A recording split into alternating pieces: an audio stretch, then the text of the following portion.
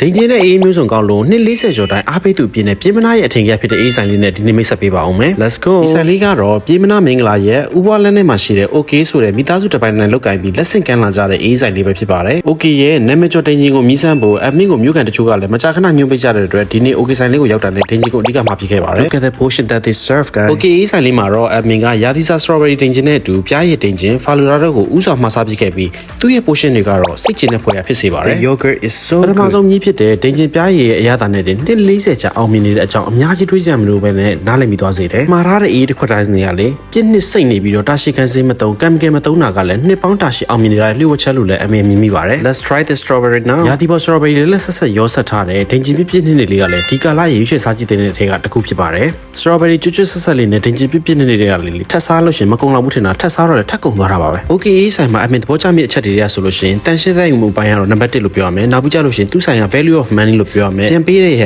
တာရဲ့နောက်ပြီးလို့ရလိုက်တဲ့တန်ဖိုးရဲ့ကတကယ်ကိုထပ်ထူကြတယ်ဆိုတဲ့ခန်းစားချက်ကိုရလို့အမြင်တော်တော်သဘောကျမိတဲ့ဆိုင်ဖြစ်ပါတယ်ခင်ဗျာ။ဒင်ဂျင်လေးတွေကရိုးရိုးဒင်ဂျင်ဆိုလို့ရှိရင်9000ဒါမှမဟုတ်လို့အသီးနဲ့ရောမယ်ဆိုလို့ရှိရင်တော့6000အဲ့ဝန်းကျင်မှာပဲရှိပါတယ်။ဒီဆိုင်ရဲ့နာမည်ကြီးတဲ့ဒင်ဂျင်တွေအပြင်နောက်ထပ် OK ရဲ့နာမည်ကြီးတဲ့ Falura နဲ့ Domino တို့ကလည်းပူပြင်းတဲ့နေ့လေကင်းတွေအတွက်လိုက်ဖက်တဲ့အေးတွေဖြစ်တယ်လို့စေးသေးချချိုတတ်မပါအယောင်ဆိုးစင်းမကဲတဲ့အရာသာတွေကြောင့်စိတ်ချနှမှုတွေကိုထပ်ရစေပါတယ်ခင်ဗျာ။အဓိကရဲ့သဘောကျမိတာကသူ့စီကအချိုပွဲစားပြီးသည့်တိုင်အောင်လက်ချောင်းထဲမှာချောချက်တာမျိုးတွေနောက်ပြီးလို့လက်ချောင်းတက်သွားတာမျိုးဖြစ်မနေပဲကြံခဲ့တဲ့အရာသာအဲ့ဒါလို့တော်တော်လေးသဘောကျမိတယ်။ဒါအပြင်ဆန်ရှင်မီသားစုရဲ့ nutrient ဆက်ဆံရေးတန်ရှင်းတဲ့ရတဲ့ဆိုင်ပြင်ဆင်ကြောင်းတတ်တာရှိတဲ့ဆိုင်လေးလည်းဖြစ်စေပါတယ်။ Like their family မိသားစုအမွေနှစ်လုပ်ငန်းကိုဂုဏ်ယူစွာနဲ့ရှင်းပြဝေမျှပေးတဲ့အတွက်လည်းအမင်းကတကယ်ကိုကျေးဇူးတင်ရပါတယ်ခင်ဗျာ။ဟုတ်ကဲ့နေပေါင်းမြတ်စာတိုင်အောင်မြင်နေဆက်ဖြစ်တဲ့ပြင်းမနာ OK ဆိုင်နဲ့ပတ်သက်ပြီးအတွေ့အကြုံလေးတွေရှိနေဝေမျှပေးခဲ့ပါအောင်နော်။ကျွန်တော်ကဒီမှာစားမယ့် app ကိုထုတ်ပြပါရခင်ဗျာ။ Vlog လေးကိုဆုံးနေအောင်ကြည့်ရှုပဲတူတရစနေကိုအတူပဲကျေးဇူးတင်ရှိပါတယ်ခင်ဗျာ။ Bye bye and see you in the next vlog